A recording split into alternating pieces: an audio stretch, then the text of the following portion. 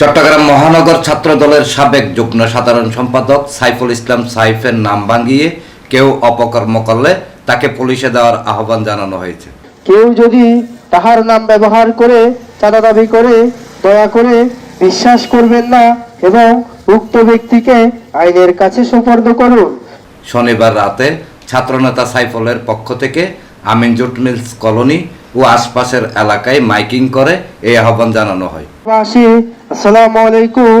একটি জরুরি ঘোষণা।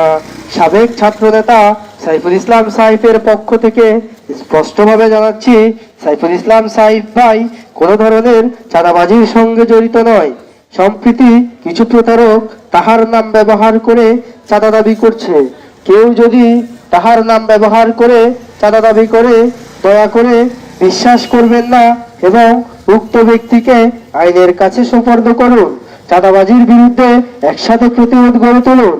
সাহস, সচেতনতা ও একতাই পারে সমাজকে চাঁদাবাজদের হাত থেকে রক্ষা করতে। পুলিশ বা আইন শৃঙ্খলা বাহিনীর সহায়তা নিন। গোপনে ট্রিপল লাইনে অভিযোগ করুন, প্রমাণ সংগ্রহ করুন, আইনি পদক্ষেপ নিন। নিজে সচেতন হন, অন্যকেও সচেতন করুন। ভয় নয়, প্রতিরোধী পথ। এ প্রসঙ্গে স্থানীয় বাসিন্দা ও চট্টগ্রাম মহানগর যুবদল নেতা মোহাম্মদ মাসুদ বলেন, এই এলাকায় কোনো বাহিনী নেই। সাইফুল ভাই জিরো টলার, সাইফুল ভাইয়ের কোনো বাহিনী নাই।